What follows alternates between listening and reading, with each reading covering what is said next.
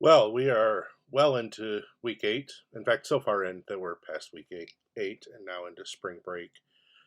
So this lecture's once again coming up late.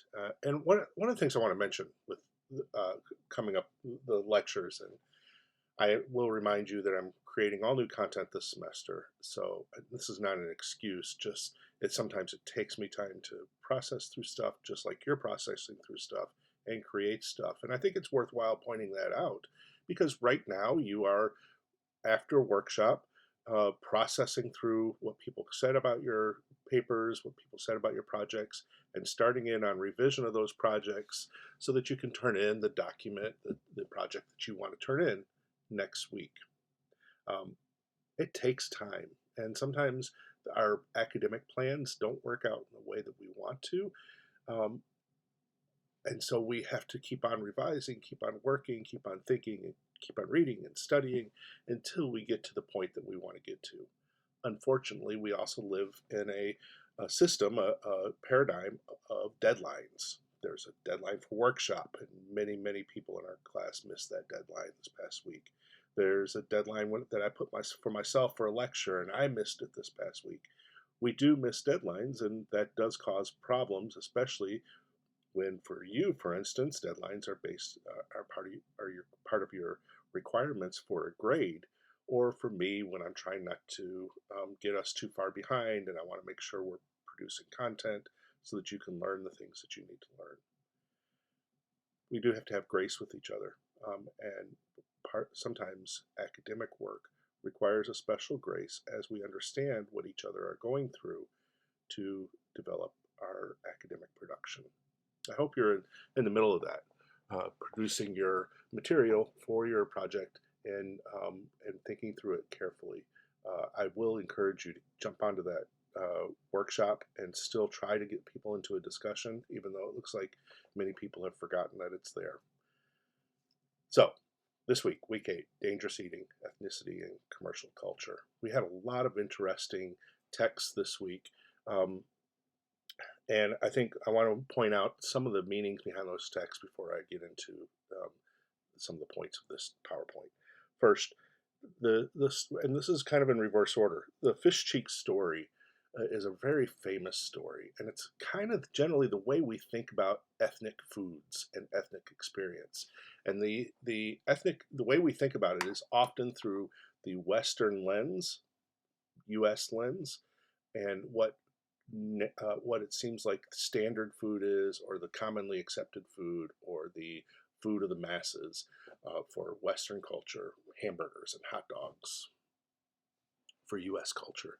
And so the story of fish cheeks is told through the eyes of a Chinese immigrant girl, or the child of immigrant parents, and how she deals with her otherness, her separation from U.S. culture because of her ethnicity and her immigration background, and it tells us that story. That's the common way we think about ethnic foods. It's those people over there who are doing things, who are eating differently than most of us, and we have to figure out how to understand their experience.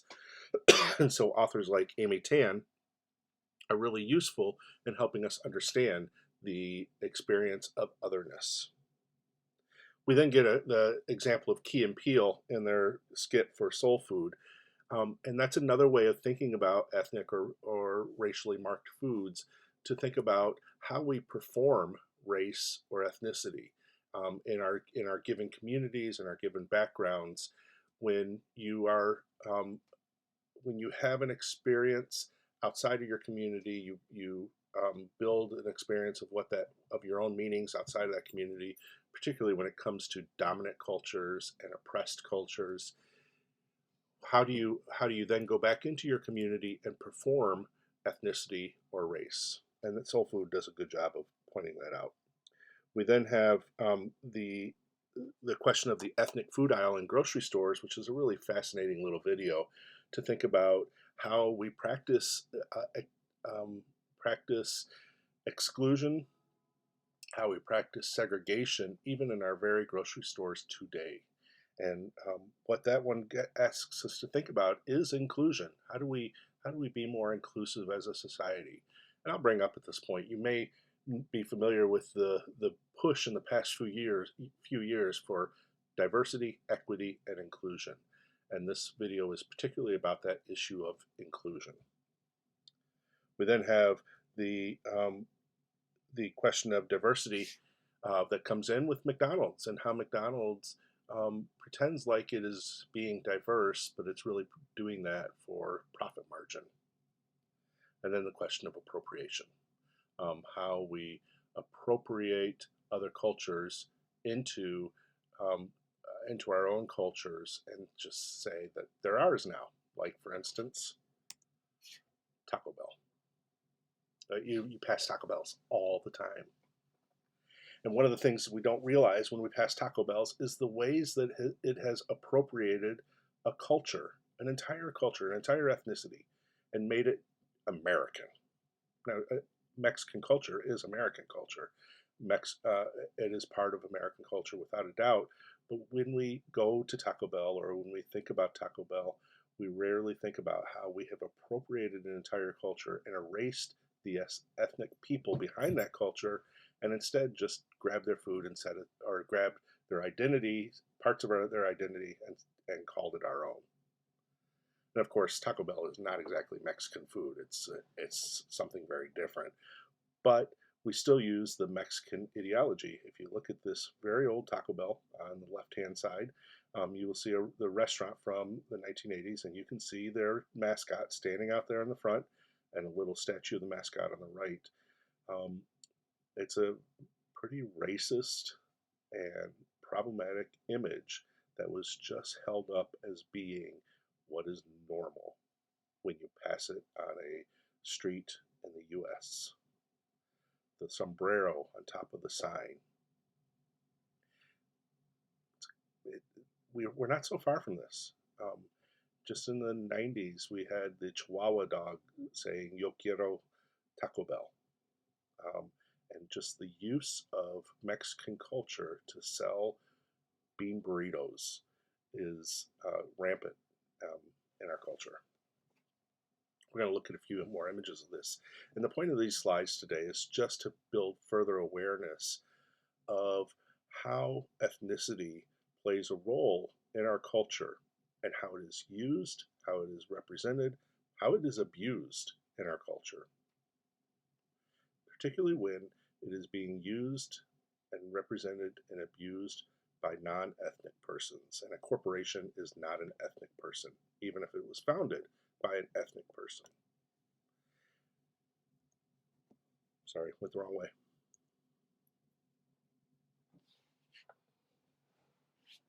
Here's a advertisement from the 1980s for ragu spaghetti sauce. Spaghetti meal with ragu sauce contains the only good things recommended by this Italian mother. You know, I don't know if you've had ragu. It's not particularly great spaghetti sauce. It's not bad spaghetti sauce. It's just spaghetti sauce in a jar. But ragu, as a brand, used this idea of the Italian mother over and over and over to build a sense of what it meant when you opened that can of spaghetti sauce. Another one, Eskimo pie. Eskimo pies. I don't know if this ad is actually from 1958. It said it was, but looking at the fonts, and I think the image is certainly anyway. Here's an ad for Eskimo pies, and Eskimo pie has since done away with this mascot, but they used an actual Eskimo, which is an actual identity, an actual ethnicity, and they used it to sell chocolate-covered ice cream bars for years and years and years.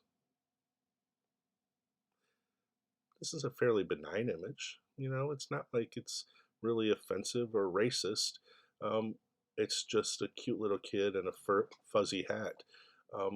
But there is a question of, can we just grab somebody's identity, their ethnicity, and use it to sell our product? Or more particularly, in our culture, as we're thinking in a humanities lens, what does it mean that one one identity can grab another identity and use it to sell it. And let's just take Eminem, because Eminem deals with this question all the time. When Eminem is reproducing hip hop and rap music, rap culture in his own white voice, is he appropriating a culture? Now, Eminem would say, and I think I would agree, he grew up in this culture. This is who he is, and he's just representing himself, regardless of the question of race. But we do have to ask when a 14-year-old boy in Nebraska is listening to Eminem and thinking he's hip hop, how is that appropriation? This is Chungking noodles. Chungking took Chinese food and put it into a can and sold it on shelves, probably in the ethnic food aisle across the nation. It was always sold as this really extravagant and special meal you can make for your families that takes them outside of their ordinary food, their real food, and gives them something exciting and mysterious. The image, of course, is fairly racist of the Chinese figure presenting his noodles, and I don't know, for some reason presenting them through on his head. It's very weird. I'm about to show you another one that's very racist and clearly offensive right off the bat. Um, and this one comes from 1922. So I just want to give you a bit of warning. It's a dealing with African American identity, and particularly ex-slave identity. So just fair warning. Here it comes.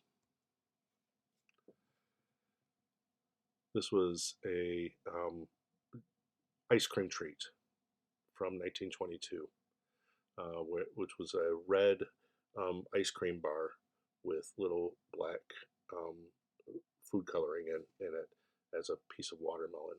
And the way they decided to sell it was not as a piece of yummy watermelon, but instead as a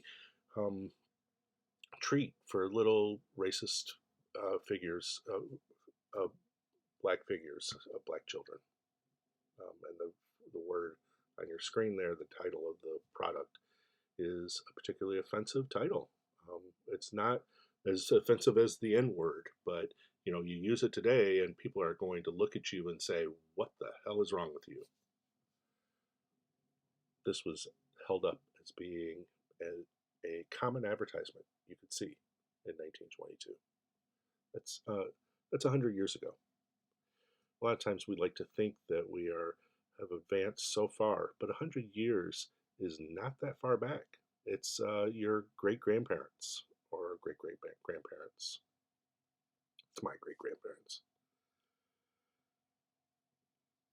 It's shocking, I think, to look back at our explicit racist history and realize we aren't so far from that. In fact, we don't have to look that far back. We can find racist representation happening today.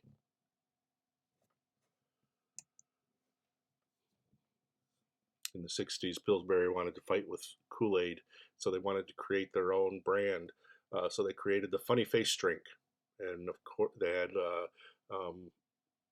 Slappin' Strawberry or Bumpin' Bananas. I don't know what they had, but these were two of the flavors they came up with: Injun Orange and Chinese Cherry. Why? Why did they have to be focused on race? And here we can go and look at a whole history of products, and I didn't include any of these slides because we know about them. The history of Aunt Jemima syrup, or Mrs. Butterworth, or Uncle Ben's fried rice. We can look at a whole history of using race to sell products, and we have to ask why. What is it that is the selling point here? The idea of laughing at somebody who looks different from you? And who do they imagine their audience to be? Who do they imagine is buying these products? Is it a Chinese person that wants to use Chinese cherry and makes them feel good about their culture? No, it is entirely the dominant culture, the dominant US commercial culture that they're selling to here, which is, especially in the 60s, but even today, still majority white.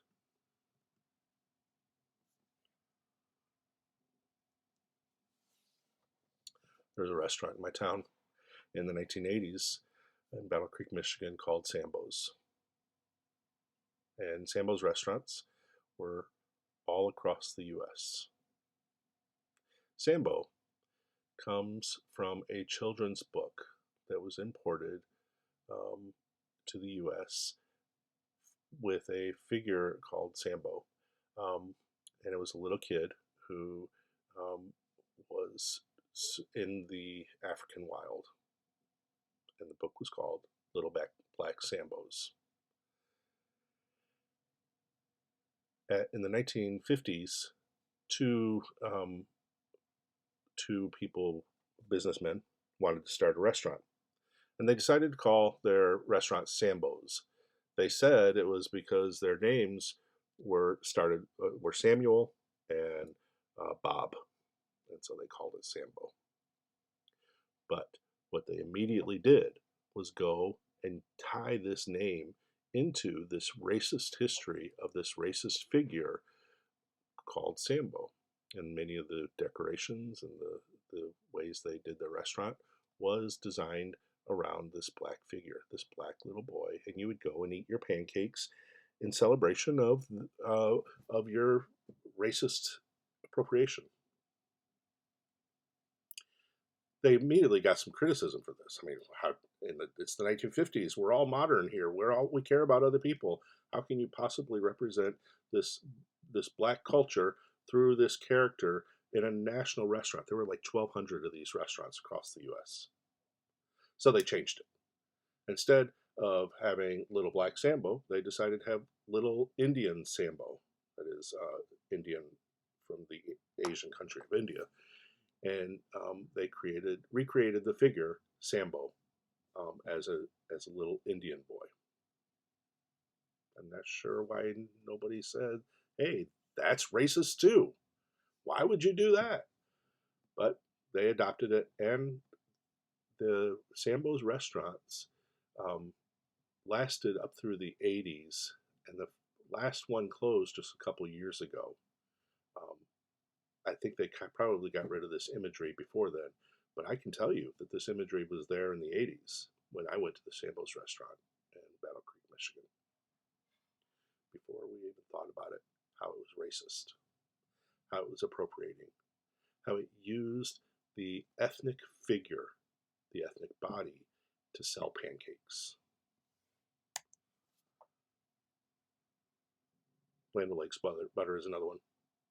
I love this meme because this is exactly what they did.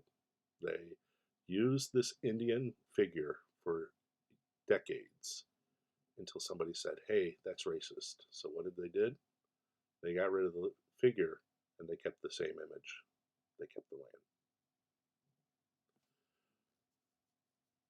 It's tough, I think, to grow up in a culture that continually says racist. And in our culture right now, we hear of racism and things get canceled, and there's lots of screaming back and forth about what is racist and what is not. And we hear all the aggrieved white people who are saying, "I'm not racist, you just need to keep yourself off my land," or whatever they say. We live in a very racially, ethnically tense society, in a very racially, ethnically tense culture, where it feels like it's impossible to talk about race or ethnicity in any meaningful way. How do we talk about it without offending each other? I think one way we do it is by admitting, first and foremost, that we do have a racist past. And if somebody says, "You are using my ethnicity, and that is offensive to me," then we have to pause and stop and say, "Wait, what am I doing? Why am I using this? Why do I need this figure to sell my product? Why do I need this ethnic tradition to make my joke?" The humanities provides us a way to look at the problematic nature of our culture and ask, are we being just? Are we doing this right? How can we make sure that we have a diverse, equitable, and inclusive culture that allows all people to feel like they are a part of that culture, rather than just a culture that privileges one identity and uses all other identities to make that one identity feel like they're the center of it. If I go to Taco Bell and eat a burrito, how am I thinking my culture accepts Mexicans into our land? How am I using that ethnicity or ignoring that ethnicity as I chew up my tasty burrito? Think about this a little bit more. And as you think about it, then start to apply this question of ethnicity and appropriation and diversity and inclusion and equity. Apply that to other areas of our culture. Analyze our culture, interpret it through the lens of ethnicity. I hope you have a good week. I will remind you. You may have watched this video and taken very careful notes. So now I'll just remind you, this video does not have to be in your notes this week since it is going up so late. But I did want to make sure I got one out to you. I hope the rest of your spring break is great. I hope you're doing well in your projects. And we'll talk to you again next week.